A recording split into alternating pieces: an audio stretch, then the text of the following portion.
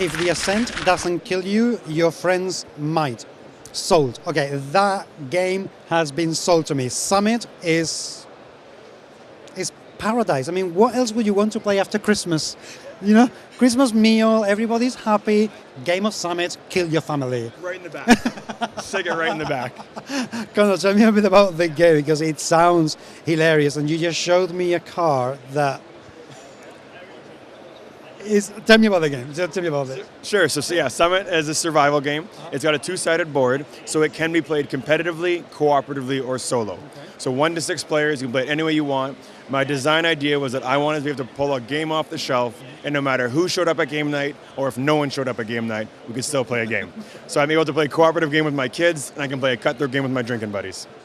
Okay, so how do you go from cooperative game to I'm going to kill you game? Okay, so that was the whole idea behind it, and people didn't think I could pull it off. But what I wanted to figure out was an environment and a situation that caused survival, because you can survive as a group and you can survive as an individual. So with that in mind, it was very easy to then say, okay, now humans are competitive species. How would you compete in this environment? So it naturally lent itself, and I needed to find a theme that I hadn't seen done very often.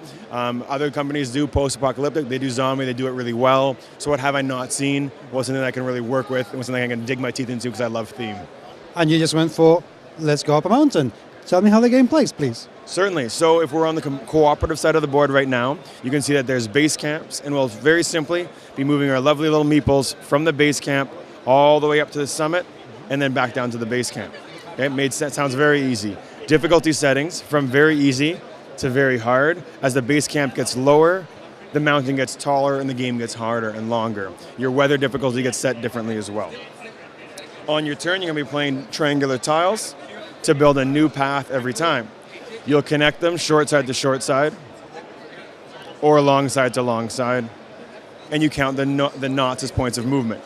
So very simply, I would be going 1, 2, 3, 4, 5, 6 if I wanted.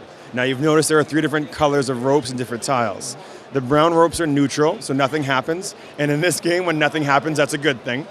You'll see the icy ones, which just have more knots, so it takes you longer to get across the slippery surface. It's slowing you down. Lastly are the thin air tiles, which are yellow rope with the dead trees. As soon as your character enters a thin air tile, you have an oxygen requirement. That brings us to our beautiful dual layer player mats. So you'll see that all players have their own asymmetrical characters with their own stats and abilities, each responsible for carrying their own food and oxygen. But as they carry more food and oxygen, they pass these weight symbols, and that means their weight is going up. As their weight goes up, they pass the feet, meaning their speed goes down. So just like real life, the more you carry, the heavier you get, and the heavier you get, the slower you move. So again, it's really in the player's hands, how they want to outfit themselves, what kind of strategy they want to bring into the game, and it's going to be up to them whether they're going to win or lose. The cooperative game is so grueling that unlike most co-ops, dying doesn't mean you lose the game. You just need to make sure that at least one player who summits returns to base camp to make sure that expedition is a success. How does the game in that case deal with player elimination? If a meeple dies, what happens to that player? They're out of the game. Okay, that's going to happen for 2 different ways. In the cooperative game, it usually happens when stuff has hit the fan and it's going poorly for everyone. As an example, at Shucks, we played a legendary game. We were all going up the mountain. I, as a designer, was playing and realized I was now a detriment to the team. I wasn't helping. I was rolling dice. The mountain was attacking us. I gave away my supplies. I shook their hands, and I walked off the edge. I knew I was of no longer a help to the team. If they took my food and oxygen, we might actually make it. And we had to. 2 other guys had to sacrifice themselves so that one guy could get down the mountain. It is a difficult, grueling game, very thematic, lots of fun, lots of laughing, and usually no one sits out for long for that exact reason that it's hit the fan already, it's going poorly for everyone, and as the player count drops, game turns are very fast, so that last player or 2 is just trying to fly and beat that weather. And now tell me about the competitive mode, because that is brutal by the sounds of it. So I'll flip the board over. I'll actually have a couple things I'll point out. The blizzard track is the overall weather on the mountain. The time of day track lets you know how long it's taking you to get up and down. But when you get stuck at night, your movement's slowed down. And then there's a Sherpa track in the cooperative game. And the Sherpas carry extra oxygen, food, and items for you. Whole bunch of extra stuff, but we're just going quick.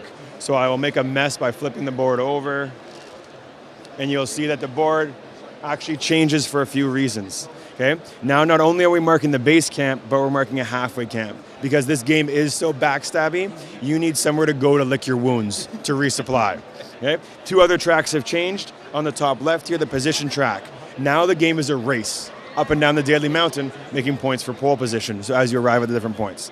Simple races are boring. We spice it up a lot with the addition of the karma track, my unique mechanic. The karma track allows players to actively play karma cards to help and hurt their friends. So maybe because I'm a sweetheart, I give you some of my food or oxygen, and I would gain karma for being a nice guy. Karma counts directly towards endgame scoring. Okay? So what that means is if you want to mess with me a little bit, maybe you cut my rope and throw me down the mountain, you're going to lose karma points. So you need to use this as a resource, but also endgame scoring. So what ends up happening is the smart players will realize, go after the one who's winning, hurt the one who's winning and help the one who's losing. Exactly. That keeps it a very tight racing group, no runaway leaders. And those few guys that piss you off on the way up, you see coming back down. Oh man. Oh my, that is going to be amazing. Dice, yes, show me the dice. So the dice, I know that some people aren't a fan of chance. Every mechanic in this game I've designed around the theme, and what's more chancy than the weather or a mountain itself. So at the end of each turn, you're going to be rolling the dice, the event die and the weather die. Event die is very straightforward. You get a mountain, you draw a card.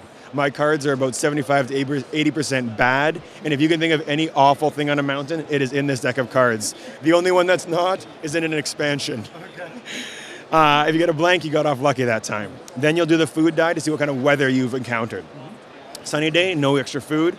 Any single snowflakes is 1 food, and the double snowflakes is 2 food. That'll only affect you. The fun part is the blizzard. If you rolled a blizzard, then the blizzard track marker, which I slid off the board earlier, would rise by 1 level as the overall weather on the mountain is getting worse for everyone, and everybody has to consume the resources. You'll see it goes from bad to worse to everybody dies.